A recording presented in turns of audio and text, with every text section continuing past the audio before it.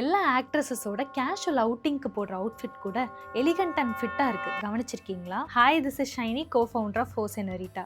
இதோட மெயின் ரீசனே அவங்க பாடி டைப்க்கு சூட் ஆகுற நெக்லைனை பார்த்து யூஸ் பண்றது தான். Actress Mrunal Thakur pear shape பாடியில ஃபாலோ ஆகுறாங்க. அவங்க அதிகமா wide V neck and boat neck use பண்றாங்க. ஹால்டர் நெக் அவாய்ட் பண்ணிக்கலாம், அது உங்க லோவர் பாடியை இன்னும் வைடரா காமிக்கும். Actress Anushka Sharma rectangle body டைப்ல ஃபாலோ ஆகுறாங்க. அவங்க அதிகமா off shoulder and scoop neck use பண்றாங்க. போட் நெக் அவாய்ட் பண்ணிக்கலாம், அது உங்க பாடியை பாக்ஸியா காமிக்கும். Actress Sonakshi Sinha apple body டைப்புக்குள்ள வராங்க. இவங்க அதிகமா empire neck and deep V neck use பண்றாங்க.